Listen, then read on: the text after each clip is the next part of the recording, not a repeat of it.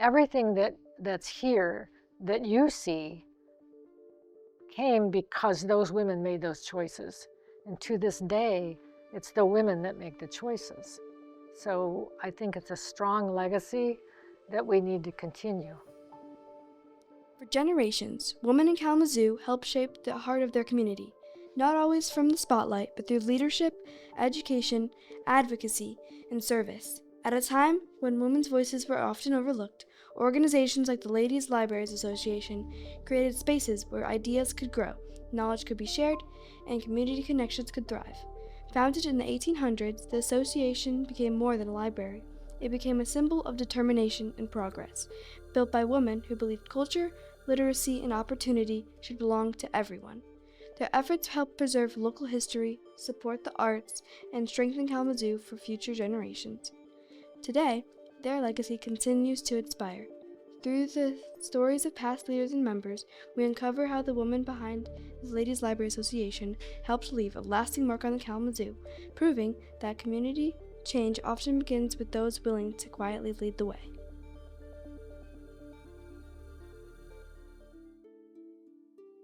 The Ladies' Library Association started back in the late 1840s.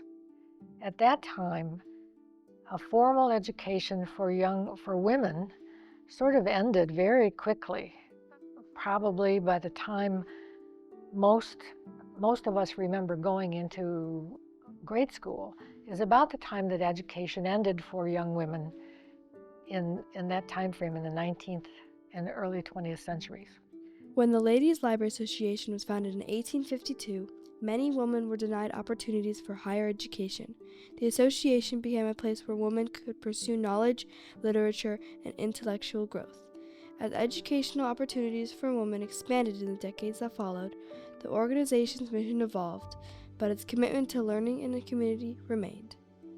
So there were some women in this community who really wanted the opportunity to read and learn more about their community and about their world. And so they developed this idea of 4 of them would get together, 3 of them would sew, and 1 of them would read out loud to the other members in the group.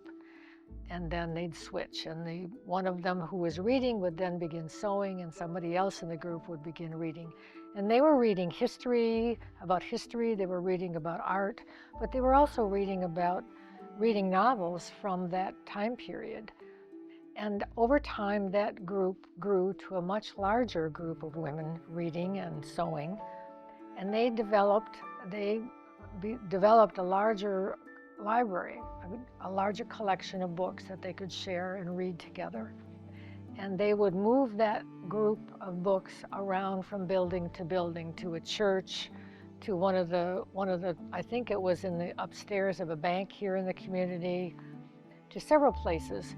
And the collection of books grew over time.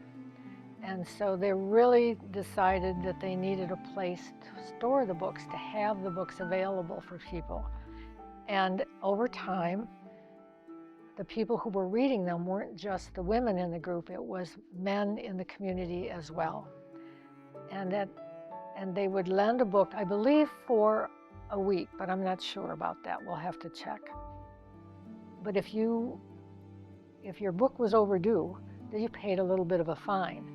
And there was a woman in the group, and her name was Ruth Webster, and she was the librarian, and she was also the treasurer, and she would collect all the fines. And sometimes she would lend money from those fines to the husbands of the women who belonged to the LLA. And when they got enough money, Ruth said, we've got enough money now, and we've got so many books, we need to have our own building.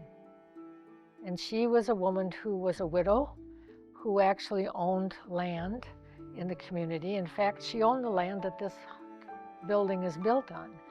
And she said to the women, I'll give you the land if you build a library. Behind the success of the Ladies' Library Association stood women like Ruth Webster. Serving for decades as both treasurer and librarian, Webster helped sustain the organization and donated the land on which the historic land was constructed. Her commitment to education, literacy, and women's advancement left a lasting mark on Kalamazoo. Well, let's see. I met Betty Lee Angley here at the Ladies Library Association. By that time, she had retired from her profession as a teacher, but she was very active in the community. If I remember correctly, she was the mayor of Portage, Michigan, and there was a rumor that if you lived in Kalamazoo, you had been either taught by Betty Lee Angley, or you had been on a committee with Betty Lee Angley, or you had been in an organization with Betty Lee Angley. She was so much a part of this community and this area, and her belief that if you did your part and were active, things would always be better. But still very active in the community and in this association. I believe she was a president of this association, and she clearly let you know what would be the best thing for the Ladies Library Association as well as the community. And more than a century after the Ladies Library Association was founded, Betty Lee Angley helped carry its mission into the modern era. A pioneering leader and Michigan's first female mayor, Angley dedicated years of service to preserving the historic organization and ensuring that its legacy of education, culture, and women's leadership would continue for future generations. I think one of the ways is that she shared her ideas and her strengths with the community, and she kept active. She has not participated in our lunches or some of our other activities for several years, but we still know that Betty's out there, and every so often I get an email from her.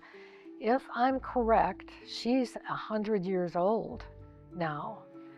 And the fact that we are sitting here talking about Betty Lee Angley and her impact on this community and everybody in this community, not just the women, but everybody, says a lot for what she was able to do.